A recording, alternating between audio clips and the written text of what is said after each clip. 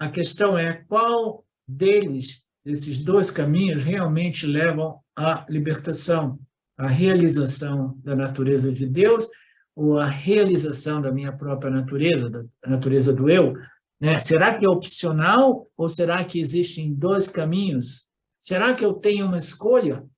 As escolhas, as escrituras também mencionam que para moksha existe somente um caminho. E qual é o caminho? Jnana, a compreensão, o conhecimento. Mas aparentemente existem dois caminhos. Um é realizar a natureza, o Svarupa de Deus, e o outro é realizar a natureza do Jiva-Atma. Será que existem realmente dois caminhos?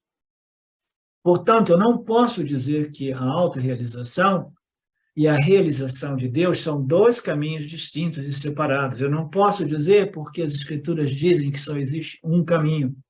Portanto, só existe uma maneira para resolver esta aparente contradição. A autorrealização e a realização de Deus são idênticas.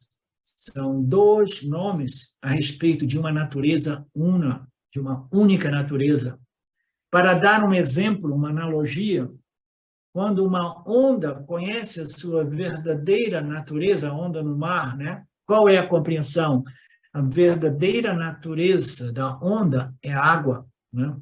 Portanto, a compreensão desta onda, né? Supondo que essa onda tenha desenvolvido um intelecto autorrefletivo, a compreensão da onda é perceber que a minha real natureza é a água, né?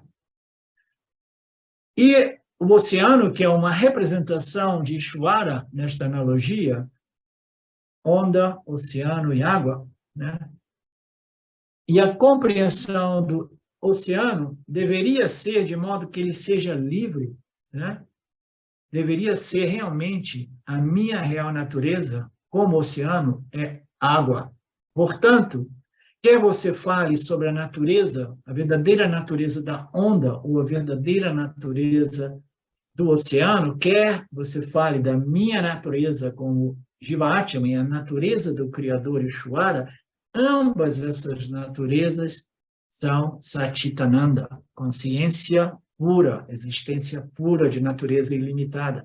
Então, se eu compreendo a natureza de Deus, se eu compreendo a minha natureza, ambas essas compreensões conduzem à minha libertação, porque existe somente uma real natureza, e essa natureza é Brahman. Da mesma forma, a sua verdadeira natureza, que é o ser, o eu, ou a natureza de Deus, você chega somente à sua natureza Satchitananda, Brahman, Satchitananda, consciência e existência de natureza não dual ou ilimitada. Se uma pessoa disser que eu realizei o ser, mas eu não realizei Deus, deveriam estudar esse tema, né? Ah, não, eu sou autorrealizado, né? Mas na minha vida vale tudo porque isso aqui é simplesmente uma ilusão, um sonho. Eu posso até manipular, enganar, roubar, trapacear, né? Por quê? Porque a minha natureza é água, né? Então eu posso fazer de tudo, né?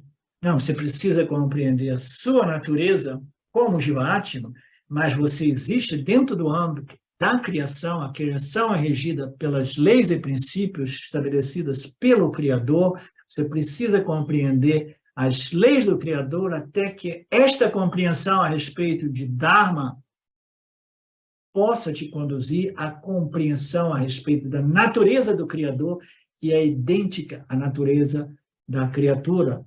É um processo gradual, compreendendo as leis de Deus, compreendendo Deus, compreendendo a natureza de Deus e compreendendo que a minha natureza e a natureza de Deus é uma e a mesma, né?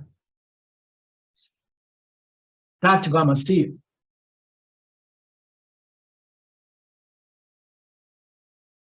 Um outro exemplo de uma outra passagem. Como é possível para a mente conhecer o Criador que concede sua luz, que brilha no intelecto, exceto voltando a mente para dentro e fixando-a no Criador? né? É de Ramana. Ah, que lindo! Ramana escreveu textos que foram integrados no corpo de conhecimento vedântico, né? Como vocês sabem, o Upanishadic. Ele escreveu brilhantemente. Isso significa que ele não conhece nem Deus, nem... deixa eu ler essa passagem que é bonita. Da mesma forma, se uma pessoa diz, eu conheço Deus, mas não conheço eu, não conheço o ser que eu sou, e não Deus, o que isso significa? Isso significa que ele não conhece nem Deus, nem o eu. Você o conhece ambos, compreendendo que a natureza da criatura e o Criador é uma e a única, né? Satitananda. Você não pode compreender um e não compreender o outro. Se você compreendeu só um, significa que você não compreendeu nenhum dos dois, né? E é o que mais existe por aí. Ramana Maharshi escreveu brilhantemente sobre isso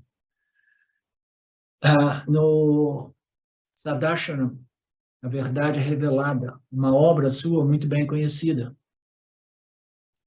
Ele escreveu: como é possível para a mente humana conhecer o Criador, aquele que concede, aquele princípio, aquela inteligência que concede a luz da consciência que brilha dentro do seu intelecto, exceto voltando a mente para dentro e fixando-a no Criador. Então, aqui, Ramana Maharshi ilustra o caminho da devoção. Você vai buscar o Criador, o Senhor, na sua mente, você vai rastreá-la de volta a um princípio chamado Criador. Este é o caminho da devoção. Ramana costumava dizer que o caminho da devoção e o caminho da investigação, eles são o mesmo, né? E aqueles mais inclinados à devoção, no final, vão ter que desenvolver a inquirição, a investigação, porque somente através da compreensão de que a minha natureza é idêntica à natureza do Criador, porque a minha natureza é Brahma Svarupa, é a natureza de Brahman. Então, seja através da devoção ou da investigação, esses dois caminhos, eles precisam se mergem, né? Se fundirem de tal modo que nós possamos ver ambas as realizações da natureza de Deus e a natureza do eu, né? E aqui Ramana Maharshi diz: fixe, né, este seu intelecto que brilha devido a esta luz, e essa luz nos foi concedida pelo Criador, pelo Senhor, né? Neste intelecto, com o intelecto, contemple a natureza do Criador. Se uma pessoa experimenta Deus de frente como um objeto e não reconheceu este Deus como de mesma natureza que você, essa visão de Deus não é a visão real. Esta visão de Deus é uma visão dualista, e o objeto se tornou um objeto de devoção, um objeto de adoração, um objeto de conhecimento. Esta visão de Deus, ela serve determinado propósito, embora ela seja limitada e não real, porque você está vendo a natureza de Deus como algo distinto da sua real natureza. Não é o conhecimento de Deus, que é onipresente, onisciente, que é diferente do conhecimento do Jiva-Ati, mas a natureza intrínseca de Deus e a minha natureza precisa ser compreendida como uma e a mesma, né? Portanto, esta visão de Deus dualista como algo a ser adorado, né, devido à sua natureza divina, né, é irreal. Ver Deus como um objeto não é uma visão real, mesmo que seja um objeto de adoração e devoção.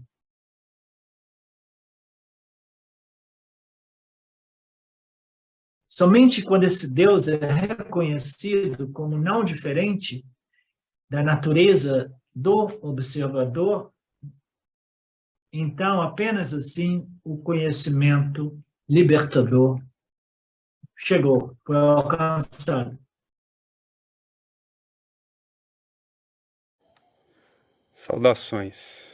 Eu quero aqui deixar um pequeno testemunho.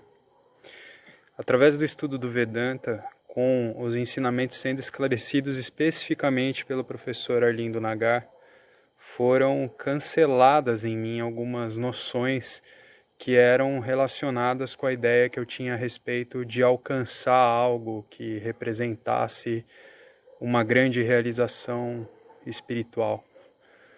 Então o Vedanta fez com que, pela compreensão, a minha mente ela abandonasse o papel de buscador espiritual. E isso para mim foi um marco inicial para uma outra relação com o processo de desenvolvimento espiritual, do qual, saibamos disso bem ou mal, é um processo que fundamenta a vida de todos nós. E eu digo isso para estimular todos aqueles que chegam no Vedanta Brasil e entendem que podem se beneficiar da profunda imersão direcionada para o autoconhecimento que é promovida nesse grupo de estudos, que é um grupo que existe graças ao trabalho altruísta do professor Arlindo Nagar, suportado também pelo trabalho voluntário de pessoas que contribuem para a manutenção do grupo de diversas maneiras. E entre as várias formas de contribuir com esse trabalho, as contribuições regulares em dinheiro, elas são necessárias. Então, se você se beneficia do trabalho desenvolvido no Grupo de Estudos Vedanta Brasil, faça uma contribuição. Qualquer quantia é muito bem-vinda.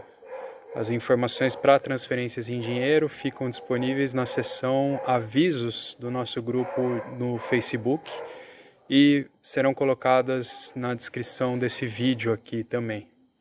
Namaskaras.